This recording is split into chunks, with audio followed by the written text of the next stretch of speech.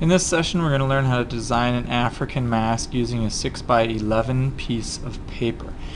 Here is my example of an African mask. Okay, you can see that it has nice symmetry. You can see that it's got some holes right here on the side for tying a piece of string on, so you can either hang it on the wall or you can actually wear it as a mask. If I flip it over, you can see there's these little holes down here at the bottom and little holes up here at the top that we'll talk about in our next session when we actually make it. But these are going to be for the raffia for designing some stuff to hang off of it later. So just keep that in mind, that you want those there, that some of your designs, like these holes here, are actually going to be used for tying things on. So you want them to be symmetrical, but you want them to be nice at the same time. I'm going to set this aside for a moment, and we'll bring it back as we go through the presentation. Take your 6x11 piece of paper, and you're actually going to fold this in half the hot dog way. Okay, do this now with me. Okay, so you should have a line here. It'll go right along with the idea of your slump mold. It should just kind of fit like right on top of there, right? Here's our slump mold that we already learned how to make, and it should just fit right on top of there. Okay, now we're going to design, we're going to do a little folding so we have some lines to follow. Okay, we're going to take this and we're going to fold it in half the hamburger way. Okay, so now we've got our center of the paper. So if you were working on a mask right now, this dot right there is the center of our paper, or the center of our mask. Then we're going to do a couple more folds here. We're going to fold this bottom edge up to the center, and you're going to fold the top edge down to the center. Okay, now we've kind of divided our paper into fourths. Okay, so there's our paper. I'm going to kind of uncrease this so it's not all bending up. But you can kind of see those four lines. I've got one line right here, center line here. So this is fourths, right? Now we're going to kind of fold it into some weird thirds here. You're going to take the bottom and fold it up to your line that you just folded in half. Okay. And this, when you unfold it, will give you three lines right here in the middle and a kind of bigger gap down here. Okay, unfold that, and then do the same thing. Use the top and fold it to your other little pencil line and crease that. Okay, now you have these other lines, and I'm going to use a dotted line to signify that one so you can kind of see where it belongs. Okay, so we've got our first original fourths, and now we've got these broken up into halves. We've just kind of halved those. Okay, the last one we're going to do is we're going to take these edges here, and we're going to fold them into the center again this way. Okay, this is going to give us kind of some dimensions of where to put things in. Fold that one into the center, fold this one into the center, and this is going to kind of divide our mask up for us so that it's not so confusing about where to put things. Okay, now bringing my original mask back in here, some things you need to think about. If this is my center line, if I slide this over a little bit here and I use a marker here and say that this is my center line. Okay, if that's my center line, notice how my eyes are above my center line. Okay, if this is my 1/4 and 2/4, this is like my other halfway line. Notice how my eyes are below that. So we're going to put our eyes right in that center of the kind of above center line. Notice the bottom center line. My mouth is about right here on the bottom center line, and my nose kind of comes right to this third line right here, and my eyes up here are kind of right on that third line. Okay, so you can kind of see kind of how the mask is going to be laid out. Okay, I'm going to lift this up again and just leave it kind of right there so you can kind of see half of it. So what we're going to do is we're going to take, you want about 2 finger widths between your eye and the edge of the mask so that I can put the little holes right here and here to tie your mask on to the wall with. So we're going to make sure that we leave a little room there, so put those little holes there because that's where they're going to be.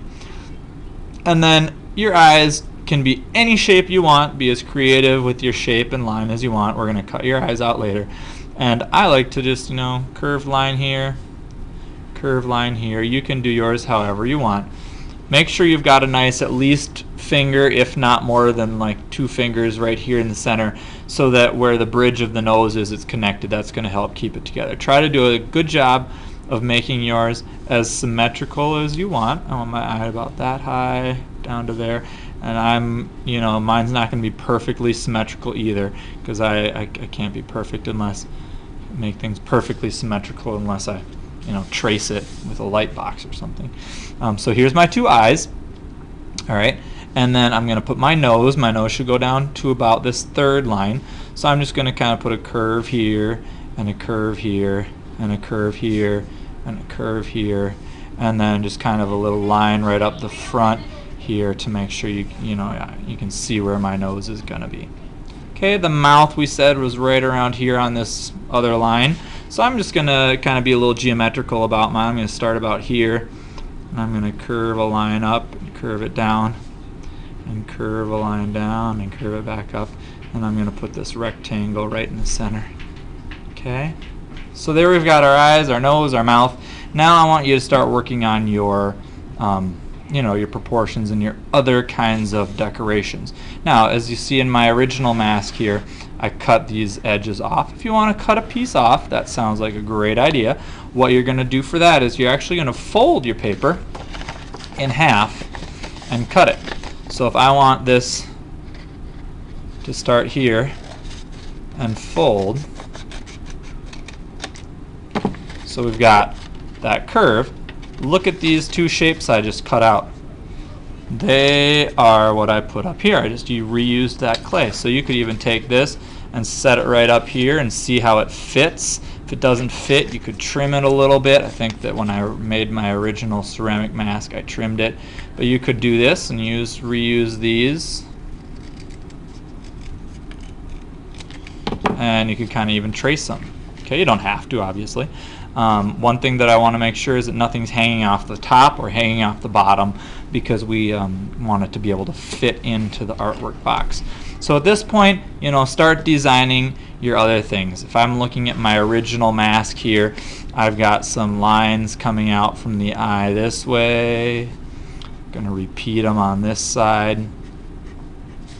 I've got this triangular piece here that came down. This triangular piece here. And have it come down. I've got some zigzag lines right across the mouth. Diagonal lines. So really draw in all your textures, because next week when we roll out our slab, you're not going to have the time to sit and think, what do I want my design to look like? Do I want it to look like this or that or what?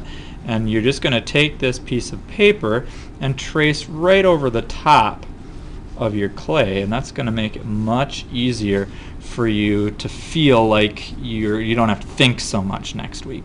I'm going to take these little lines out here like I've got on mine. Let's put one right down the center, nice and symmetrical. Okay, and then these pieces up here, I'll just take this one and trace it so you can see how this starts to quickly fill up. Actually, just going to flip this one over and use the same piece. Try to have them symmetrical here. Okay. So I've got those 2 pieces drawn on. Okay. And then maybe I did circles here. I did 1, 2, 3.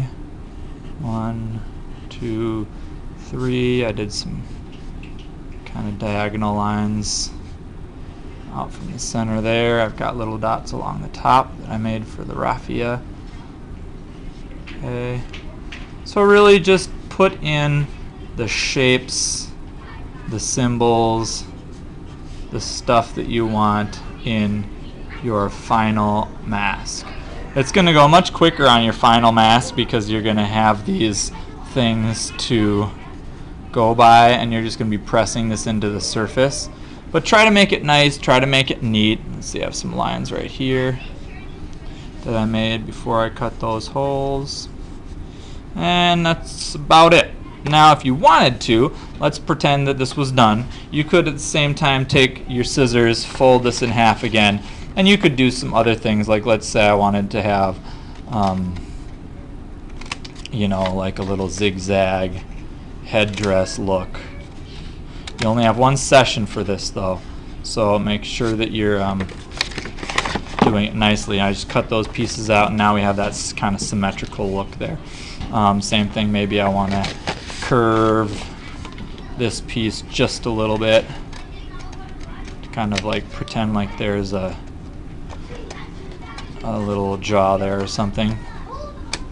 Okay, that is now curved a little bit. Okay, if you think you can take your eye and cut it out. If you just bend the paper a little bit and snip right on there, then you can slide your scissors in here and snip if you want. You don't have to cut the eye out because we don't really need to. I'll just cut this one out to show you, but you really don't need to cut it out because we're going to learn. We're just going to use this to kind of trace on top of for our next session. So if this is done, once you get done, make sure that you haven't by accident somehow cut your name off the back.